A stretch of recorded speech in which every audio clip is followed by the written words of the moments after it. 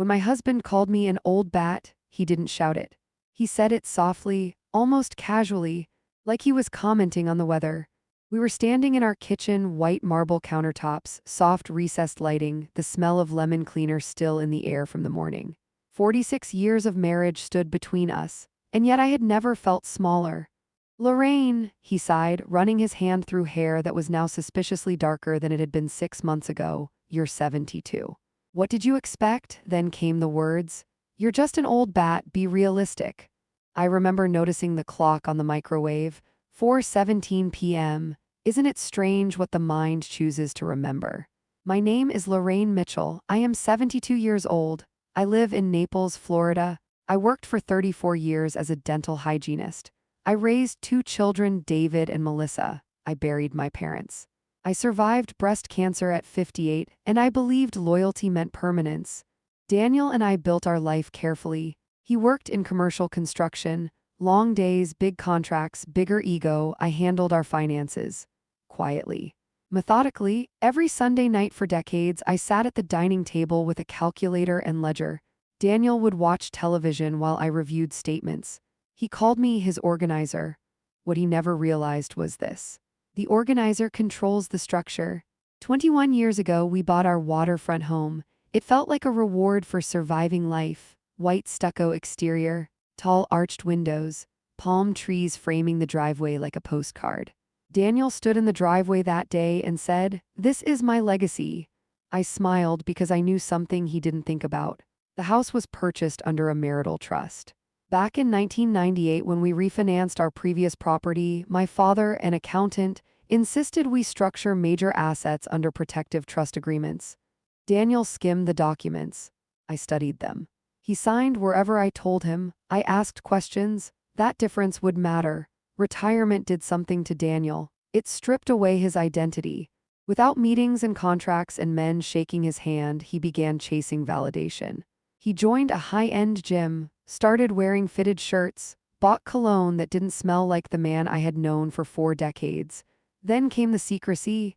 His phone never left his side. He smiled at messages and turned the screen away from me. I told myself I was imagining things. At 72, you don't want suspicion. You want peace. Then one Tuesday afternoon, everything changed. His phone buzzed on the kitchen counter while he was upstairs showering. I wasn't snooping, I was wiping the counter. The screen lit up. Last night was worth every risk. I can't stop thinking about you. Every risk. The words felt insulting more than painful. Not because he cheated, but because he thought I was foolish enough not to notice. That evening, I asked him calmly, "Daniel, are you seeing someone?" He didn't deny it. He didn't apologize. He leaned back in his chair and looked at me like I had aged overnight. "Lorraine, look at you." Pause. "You can't honestly expect me to live the rest of my life without excitement." Excitement, after 46 years. After 2 children, after hospital nights and mortgage stress and funerals, then came the sentence. "You're just an old bat." In that moment, something shifted, not heartbreak, clarity. He didn't fear losing me. He feared losing comfort. And comfort was tied to assets. Assets I understood better than he ever did. That night, I opened our filing cabinet. Decades of documents lay neatly organized. Trust agreements, property deeds, investment accounts. In the marital trust documentation, I was listed as managing trustee. Major asset decisions required my authorization. In case of marital dissolution, authority remained with the managing trustee unless legally restructured. He never restructured it, he never paid attention. Over the next week, I said very little. Daniel assumed my silence meant surrender. Instead, it meant calculation. I scheduled a private consultation with an attorney in downtown Naples. I brought everything. He reviewed the trust carefully and looked at me with measured surprise. "Mrs. Mitchell, your husband may not fully understand how this was structured." "I understand," I replied. Within weeks, I initiated divorce proceedings. Quietly, legally, strategically, the house was listed. Daniel found out when he drove home from golf and saw the sign in the yard. He burst through the front door. "What is this? The house is on the market. You can't sell my house." I handed him a copy of the trust. "It was never just yours." For the first time in years, he looked uncertain, not angry, not dominant, uncertain. And that was the moment I realized something powerful. He never underestimated my loyalty. He underestimated my intelligence. And when a man underestimates the woman who manages the structure, he forgets who actually holds the foundation. The house was valued at nearly $800,000. But Daniel didn't yet understand that losing the house would be the smallest consequence.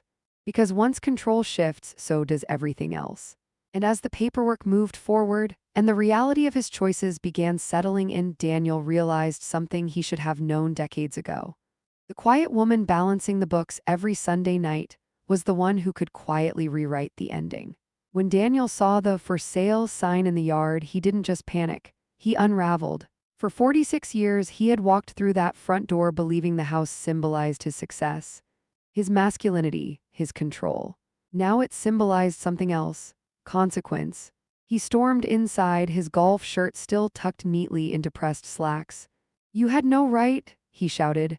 "I was sitting at the dining table, the same table where I had balanced our accounts for decades." "I had every right," I replied calmly. "You wouldn't dare." "I already did." He paced the room like a man who had just discovered gravity applied to him too, because I didn't need permission. There was silence on the other end. Then a quiet, hesitant question. "Is it because of her?" I didn't confirm, I didn't deny. "I am protecting my peace," I said simply. Our daughter Melissa reacted differently. She came to visit. She stood in the living room and looked at the walls, at framed photos of birthdays and anniversaries. "He really did this?" she asked. "Yes." Her jaw tightened. "I always thought you were the strong one," she whispered. I smiled gently. "I am." The woman, her name was Vanessa, was 51, divorced, polished, carefully styled. I met her once, not by accident. One afternoon, I visited Daniel's office to collect paperwork. She was there. Her eyes flickered when she saw me, not with guilt but with calculation. She had believed she was stepping into security, a waterfront house, retirement comfort, stability. But as soon as the divorce filings were served and the trust details became clear, Daniel's tone changed. He was no longer promising vacations. He was talking about asset division, financial strain, lawyers. Within weeks, Vanessa began canceling plans. Within a month, she was gone. Because admiration built on illusion does not survive reality. Daniel expected mediation to intimidate me. He underestimated preparation. My attorney laid out the trust structure calmly, explaining asset ownership and distribution in language even Daniel could not argue with. Daniel's lawyer tried to claim marital entitlement beyond the trust protections. It failed. The trust had been structured decades earlier, cleanly, legally, intentionally. Daniel looked at me during mediation with something unfamiliar in his expression. Not anger, not superiority, respect. Too late. The house sold for $815,000. I walked through it one last time before closing. The kitchen where I packed school lunches. The hallway where David practiced baseball swings. The bedroom where I recovered from surgery. I didn't cry, because grief belongs to something cherished. This house had become a monument to disrespect. At closing, Daniel sat across from me, silent. The distribution was fair, legally precise. But it was not the fantasy he had imagined when he chose excitement over loyalty. Daniel moved into a smaller rental property. The gym memberships stopped. The designer shirts faded back into ordinary clothes. Without the house, without Vanessa, without the illusion of control, he looked older, lonelier. 6 months after the divorce finalized, he called.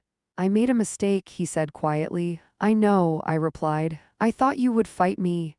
"I did. You didn't yell. I didn't need to." Silence stretched between us. "Do you ever miss it?" he asked. I looked out at the ocean from my new condo balcony. The condo was smaller, simpler. Sunlight filled every room. "I miss who I thought you were," I said gently. Then I wished him well, and I meant it, but not with me. In my new space, I created routines that belonged only to me. Morning walks by the water, coffee without tension, books without interruption. I joined a small volunteer group at the local library. I reconnected with women I had neglected while prioritizing marriage. Peace, I discovered, is not loud. It is steady. It does not demand validation. It simply exists. Daniel once called me an old bat. But what he truly meant was this: you are no longer convenient. And convenience is not love. Let me ask you something quietly. How many years have you mistaken tolerance for loyalty?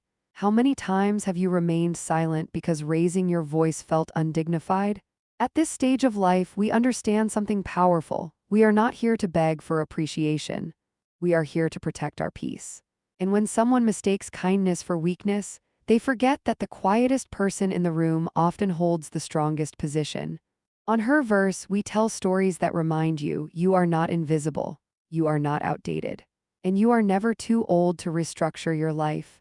If this story touched something inside you, tell me, have you ever chosen dignity over comfort? Because sometimes the most powerful move a woman can make is not destroying a house. It is quietly walking away from the illusion that she needed it.